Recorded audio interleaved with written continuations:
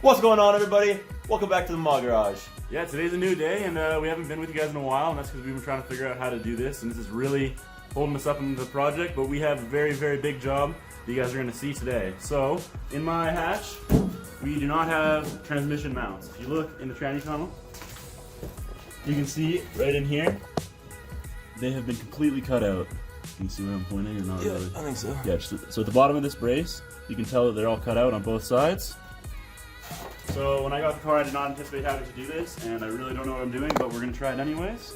Yeah, I think the previous owner was going to put an LS motor in there, so he had them cut out. Yeah, exactly. So we're going to be going to our parts car, and we're going to be pulling the little transmission mount right there and right there. And basically we're going to be cutting them out and welding them into this car, and we're going to just see if we can even get this done. So yeah, we'll keep you posted and share with you guys what we're doing. Alright, what's up guys? So it's been a while, we've been running around, we had to pick out some supplies to get our mounts out of the donor car, but we finally got them out. So our original tactic was to try and drill out all the spot welds, so you can kind of see, but it really wasn't happening, and we got fed up and we just cut them out basically.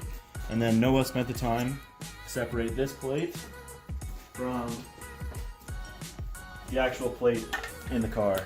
So that's what it looked like in the car. This was on the back of that. We've now separated these, and we're just debating how much material we're gonna have to cut off to make them fit in this car. Yeah, and if you were doing this on a car that you actually wanted to keep, obviously you just want to drill the spot welds out, 100%. because this car is just a donor car and we don't care about it. So what we actually did to cut these out, like we cut through the entire floor on the inside, like there's a hole in the bottom of the car. So yeah, so this car is done. yeah, if you're actually wanting to keep the car, you're gonna have to drill the spot welds and 100%. figure that out in the car. You can also usually take a flappy disc to them and grind them down enough that you can pull the spot welds out. Yeah, too. yeah, exactly. But that's a lot of work and time. We just didn't really care. So this is what we did. What's up guys? So day 2. We've been really bad at filming. Today was not our best day, but we have a little bit of progress update. We have our motor back in the car now. This thing's been out like, what, 2 or 3 times now? Yeah. And it's all just so that we can get these motor mounts lined up. So I'll show you how we got them all lined up. Tranny mounts, my bad. So if you look in here, you can see right there, there's our motor mount for that side. And right there, that's our one for that side. They're not welded in at all right now. They're just kind of hanging loose and attached to that transmission mount. And so what we've done is we've jacked this thing all the way up to get them in the right spot. And now we're just going to tack them in place, and then we're going to pull the transmission out, weld them all up, and then should be putting the motor transmission in for the last time. Exciting. I'm working on this transmission mount. So I have one kind of welded in there. It's a little bit boogery, but it's going to work. And the other one's just tacked in. We got to still weld it in. And Ethan over here, I don't know what he's doing. He's just chilling. Yeah, we're just parting out this car, and we're just debating how to get a window regulator out because someone wants to come pick it up. So yeah, that's a fun job. Alright, so it looks like the boys have finally got the window regulator almost out here. Noah worked his magic to get the window up and out, and now we're just trying to fish this motor out. And there we go. Regulator. Look at this guy, the master getting parts out of a car. Nice work, dude. Thanks, man. Good work, Ethan.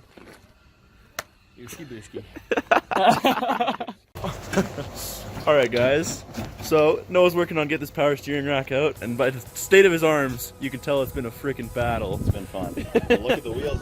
But yeah, power steering rack's almost out. Check out our sweet alignment here. We got one going that way, and one going that way. That's what I like to see. Hold on. Oh yeah. That's how you turn your wheels.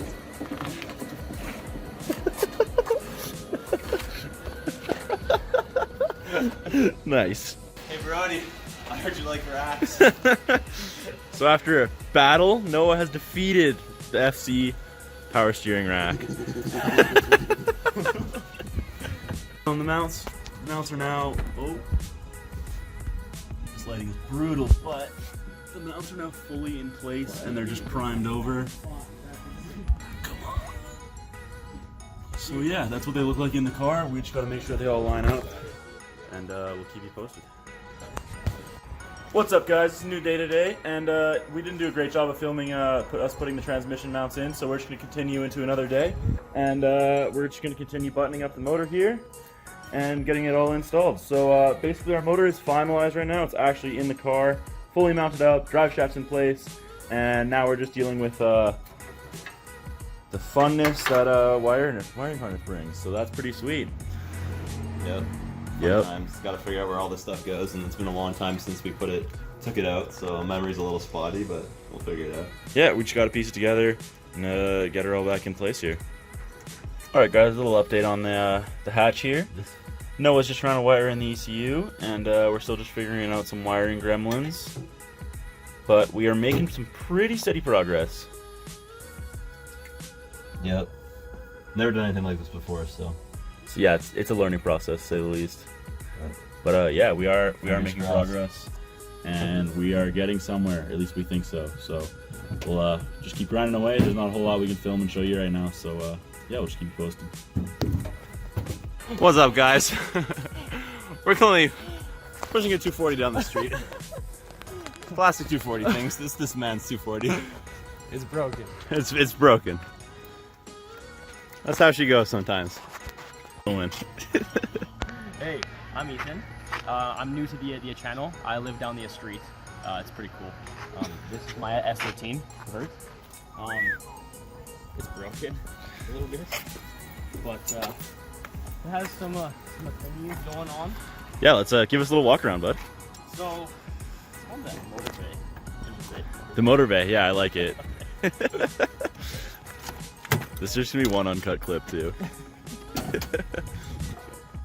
All right, what we got under here? Sorry, he is holding my 40%. Gotcha, man. Got the beautiful CA 18 ARP head studs, Cometech head gasket. However you say it. Okay. S14 turbo, or turbo off of an SR. Yeah, so just a little bit of an upgraded turbo on a CA with just some goodies to keep it a little bit safer. So, like, what cars does it come out of actually? C30, like Laurels.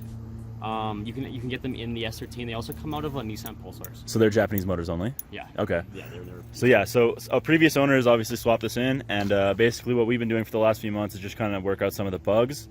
So it is absolutely broken. yeah, so it's struggling with idle a little bit. So we were kind of trying to figure out our idle control valve here, and that's kind of a little bit better now. And then we threw in a power steering reservoir and all new lines in here. If you can kind of see down there.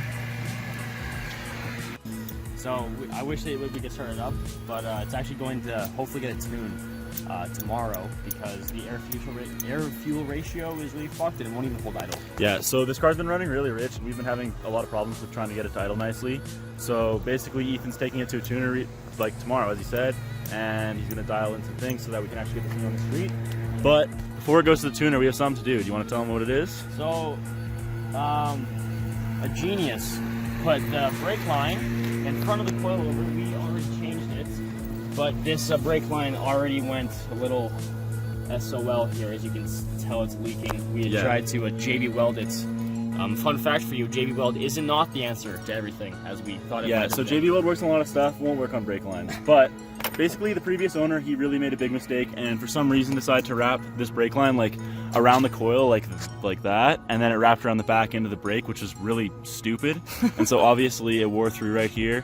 And so yeah, Ethan, let's show us what we got to throw on here. So we have some new fancy, absolutely amazing braided brake lines. Hell yeah. Just a S13 to Z32 brake conversion. Yeah, so pretty standard swap, but we're just gonna get them in and just let you know how it goes. It should be a pretty basic swap, but yeah, keep you posted. And scratched.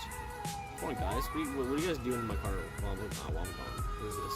Jeez. Look at this guy lounging out while his car is trying to get worked on. Anyways, so we ran into a bit of a problem with Ethan's car. If you look at the brake line here, it has two male ends. And if you look at the new brake lines that he got, he has a male and a female. So we're gonna try and find an adapter to make these lines work because we're not trying to wait a couple days for a new one to come in. He's a prank. He's a prank? Look at this guy. This guy right here is a fucking prank. He is a prank. Thumbs up. 1, 2.